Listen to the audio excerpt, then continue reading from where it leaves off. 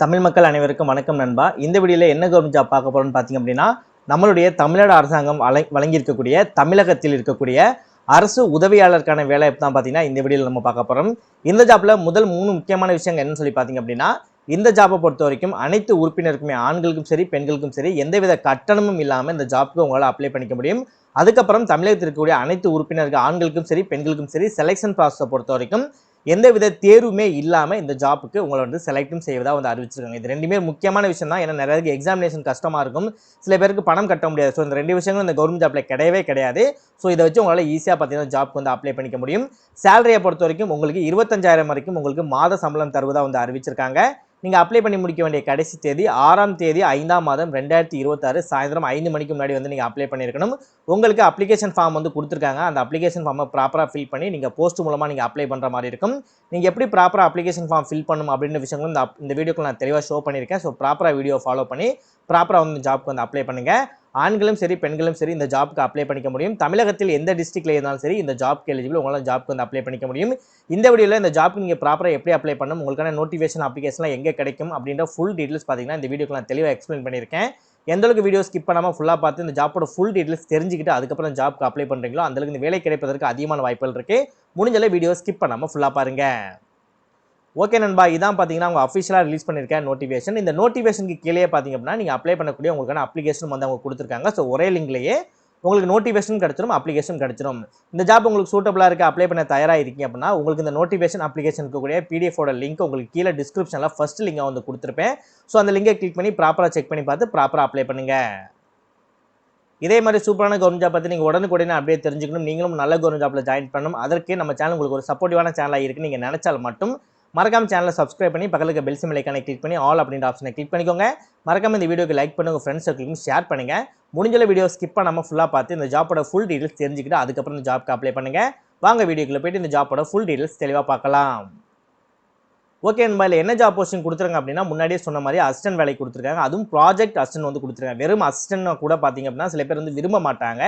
But இது வந்து project assistant வந்து கொடுத்துருக்கனால இது ஒரு நல்ல ஒரு யூனிக்கான ஒரு ஜாப் தான். ஸோ நிறைய பேர் வந்து ஒர்க் பண்ணிக்க முடியும். ஸோ நல்ல ஒரு ஜாப் தான், சரியா? ஸோ சேலரியும் முன்னாடியே சொன்ன மாதிரி 25,000 வரைக்கும் உங்களுக்கு மாத சம்பளம் தருவதாக வந்து அறிவிச்சிருக்காங்க.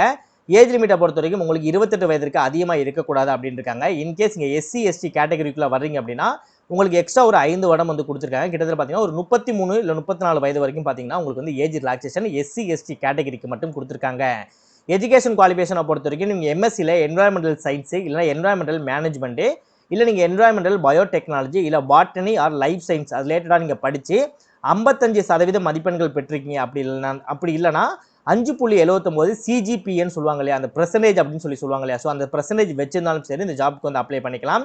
சில பேர் எஸ்சி எஸ்டி கேட்டகரியில் இருக்கீங்க அப்படின்னா உங்களுக்கு பெர்சன்டேஜை பொறுத்த வரைக்கும் வெறும் 50% தான் கொடுத்துருக்காங்க. சிஜிபியை பொறுத்த வரைக்கும் உங்களுக்கு 5.26 தான் கொடுத்துருக்காங்க. மற்றபடி இருக்கக்கூடிய கேண்டிடேட்டுக்கு 55ம் 5.79 கொடுத்துருக்காங்க. ஆனால் எஸ்சி எஸ்டி கேண்டிடேட்டுக்கு 50%, சிஜிபிஏ 5.26% கொடுத்துருக்காங்க. ஓகே, இப்போ இந்த ஜாப்க்கு எப்படி அப்ளை பண்ணலாம் அப்படின்றத பார்க்கலாம். உங்களை அப்ளை பண்ணக்கூடிய லிங்க் எல்லாமே கீழே இருக்கும். நோட்டிஃபிகேஷன் கீழேயே உங்களுக்கான அப்ளிகேஷன் இருக்கும். அப்ளிகேஷனை ஒரு 2-3 பிரிண்ட் அவுட் எடுத்துக்கோங்க. எடுத்துகிட்டு இந்த இடத்துல உங்களோட பாஸ்போர்ட் சைஸ் ஃபோட்டோஸ் வந்து ஒட்டிக்கோங்க. இல்லை உங்களோட ஃபுல் நேம் வந்து எழுதிக்கோங்க. நேம் மட்டும் எழுதும்போது நீங்கள் கேபிட்டல் லெட்டர் யூஸ் பண்ணி மட்டும் தான் உங்களோட நேம் வந்து நீங்கள் ஃபுல்லாக வந்து எழுதணும். நெக்ஸ்ட் உங்களுக்கு மேரேஜ் ஆயிடுச்சு, பெண்கள் இருக்கீங்கன்னா உங்களோட ஹஸ்பண்டோட நேம் மென்ஷன் பண்ணிக்கலாம். இன்னும் மேரேஜ் ஆகாத ஆண்கள் பெண்கள் இருக்கீங்க அப்படின்னா உங்களோட அப்பாவோட பேர் வந்து மென்ஷன் பண்ணிக்கோங்க. நெக்ஸ்ட் உங்களோட அட்ரஸ், அதுக்கப்புறம் உங்கள் மொபைல் நம்பர், இமெயில் ஐடி இருக்க மாதிரி இந்த பாக்ஸ்க்குள்ளேயே வர்ற மாதிரி வந்து ப்ராப்பராக வந்து எழுதிட்டு இதில் உங்களோட கரஸ்பாண்டிங் அட்ரஸ், இதில் உங்களோட பெர்மனன்ட் அட்ரஸ், இல்லை வந்து உங்களோட தற்காலிக முகவரி இருக்கும் இல்லையா அதை எழுதி உங்களோட mobile number and email ID கொடுக்குற மாதிரி இருக்கும். இதில் உங்களோட பெர்மனன்ட் அட்ரஸ் வந்து கொடுக்குற மாதிரி இருக்கும். சில பேருக்கு தற்காலிக முகவரியும் பெர்மனன்ட் அட்ரஸும் சேம் அட்ரஸ் தான் அப்படின்னா இந்த 2 பாக்ஸ்லையும் சேம் அட்ரஸ் வந்து கொடுத்துக்கலாம். பட் இந்த பாக்ஸில் எக்ஸ்ட்ரா உங்களோட mobile number and email ID வந்து நீங்கள் சேர்த்து எழுதுகிற மாதிரி இருக்கும். நெக்ஸ்ட் உங்கள் நேஷனாலிட்டி கேட்டிருப்பாங்க. இந்தியன் அப்படின்னா இந்தியன் கொடுங்க, இல்லை வேறு நேஷனாலிட்டி அப்படின்னா இந்தியன் மட்டும் தான் அப்ளை பண்ண முடியும். ஸோ இந்தியன் அப்படின்னு கொடுங்க. இந்தியன் இல்லாமல் வேறு யாராவது இருக்கீங்க அப்படின்னா அப்ளை பண்ண முடியாது. நெக்ஸ்ட் நீங்கள் எந்த கம்யூனிட்டியை சார்ந்தவர் அப்படின்றத நீங்கள் டிக் மார்க் மட்டும் நீங்கள் பண்ணிக்கோங்க. நெக்ஸ்ட் நீங்கள் மேலா ஃபீமேலா அப்படின்றத இந்த இடத்துல வந்து எழுதிக்கோங்க. நெக்ஸ்ட் உங்களோட டேட்டு மந்த் இயர்க்க மாதிரி உங்கள் டேட் ஆஃப் பர்த்தை போட்டு என்ன வயது அப்படின்றத நீங்கள் மென்ஷன் பண்ணிவிட்டு 31/5/2020 இந்த தேதிக்குள்ள உங்களுக்கு என்ன வயது, என்ன வருடம், என்ன மாதம் அப்படின்றது வந்து பாக்ஸ்க்குள்ள நீங்கள் போடுற மாதிரி இருக்கும். நெக்ஸ்ட் உங்கள் எஜுகேஷன் குவாலிஃபிகேஷன் கேட்டிருப்பாங்க. நீங்கள் எஸ்எஸ்எல்சி எங்கே படிச்சிங்க, எந்த ஸ்கூலில் படிச்சிங்க, எந்த யூனிவர்சிட்டியில் படிச்சிங்க, எந்த இயர் நீங்கள் படித்து முடிச்சிங்க, உங்கள் பெர்சன்டேஜ் எவ்வளவு, நெக்ஸ்ட் நீங்கள் எந்த சப்ஜெக்ட் எடுத்து படிச்சிங்க அப்படின்ற 10th 12th யூஜி பிஜி இது எல்லாமே நீங்கள் படிச்சிருந்தீங்கன்னா எல்லா டீட்டெயில்ஸும் கொடுத்துக்கலாம். இல்லை ப்ரோ 10th மட்டும் தான் படிச்சிங்கன்னா நீங்கள் 10th மட்டும் கொடுங்க, இல்லை 10th 12th நான் படிச்சிருக்கேன் 10th 12th கொடுக்கலாம், இல்லை ப்ரோ 10th 12th நான் யூஜி பிடிச்சிருக்கேன் அப்படின்னா இதெல்லாமே நீங்கள் கொடுத்துக்கலாம். அது உங்களோட இதை பொறுத்து. சரியா? நீங்கள் பாரதிதாசன் யூனிவர்சிட்டியில் பிஹெச்டி படிச்சிங்க, எக்ஸாமினேஷன் என்ட்ரன்ஸ் எக்ஸாமினேஷன் பண்ணியிருக்கீங்க அப்படின்னா எஸ் அப்படின்றத கொடுத்துட்டு அது எந்த மாதம் பண்ணீங்க, எந்த வருடம் பண்ணீங்க, உங்களோட சர்டிஃபிகேட் எடுத்து பார்த்தாலே தெரியும். அப்படி நீங்கள் வந்து பாரதிதாசன் யூனிவர்சிட்டியில் பிஹெச்டி என்ட்ரன்ஸ் எக்ஸாம் நீங்கள் பண்ணலை அப்படின்னா நோ அப்படின்றத நீங்கள் இந்த இடத்துல எழுதிக்கோங்க. நெக்ஸ்ட் உங்களோட அடிஷனல் குவாலிஃபிகேஷன் வந்து கேட்டிருப்பாங்க. உங்களோட அடிஷனல் குவாலிஃபிகேஷனை பொறுத்த வரைக்கும் ஏதாவது நீங்கள் பண்ணியிருக்கீங்க அந்த மாதிரி டீட்டெயில்ஸ் இருந்துச்சு அப்படின்னா எங்கே பண்ணீங்க அப்படின்றத வந்து நீங்கள் கொடுக்குற மாதிரி இருக்கும்.